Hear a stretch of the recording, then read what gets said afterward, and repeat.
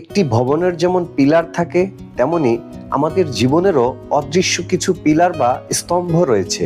মজবুত পিলার যেমন একটি ভবনকে শক্তিশালী করে, তেমনি কিছু জিনিস জীবনকে সুন্দর ও সুখময় করে তোলে। মানব জীবনের পিলার বা স্তম্ভ হলো চারটি। এক, সুস্বাস্থ্য। সুস্বাস্থ্য আমাদের জীবনের সবচেয়ে বড় সম্পদ।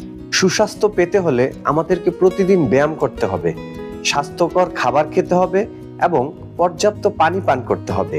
দুই, সুন্দর মন। সুন্দর মন পেতে হলে প্রতিদিন কমপক্ষে 1 পৃষ্ঠা হলেও বই পড়ুন, ভ্রমণ করুন এবং মেডিটেশন বা প্রার্থনা করুন। তিন, প্রয়োজনীয় অর্থ সম্পদ। সচ্ছলতা সুন্দর জীবনের পূর্ব শর্ত।